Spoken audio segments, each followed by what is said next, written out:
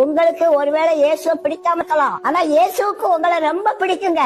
என் பேரே கிறிஸ்தவர் பேர் இல்லையே, என்ன எப்படி அவருக்கு பிடிக்கும்னு கேட்கலாம்.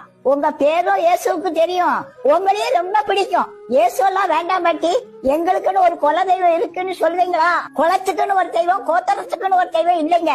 மனு குலத்துக்கே இயேசுதாங்க தெய்வம். உங்க வாழ்க்கையிலயும் வருத்தங்கள் கஷ்டங்கள் எல்லாம் வரலாம். அந்த நேரத்துல ஏசப்பாட்ட வாங்க, உங்களுக்கு நிச்சயம் அற்புதம் செய்வாங்க.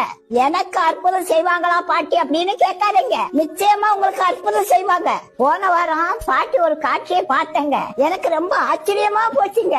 ஒரு ஆட்டுக்குட்டி மாட்டு மடியில பால் குடிச்சதுங்க.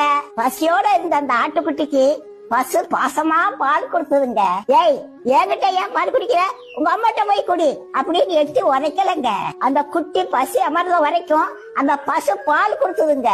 ஏங்க, அந்த சாதாரண பசுவுக்கு இந்த ஆட்டுக்குட்டி மேல அன்பு இருக்கும் போது மனு குலத்துக்காக உயிரவே கொடுத்த ஏசப்பாவுக்கு உங்க மேல அன்பு இருக்காதா?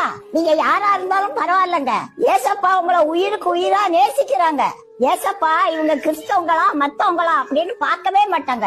அதனாலதான் எல்லாரும் என்கிட்ட ஓடிவாங்கன்னு ஏசப்பா கூப்பிட்டாங்க. அவர்கிட்ட ஓடி வர எல்லாத்துக்குமே சமாதானம் தருவாருங்க. ஏசப்பா உங்களை நேசிக்கிறாருங்க, உங்களுக்கு நிச்சயமா சமாதானம் தருவாருங்க. உங்க வியாதியை ஏசப்பா போக்குவாருங்க. நீங்க கடல்ல இருந்து தப்பிக்கிறதுக்கு வழிகாட்டு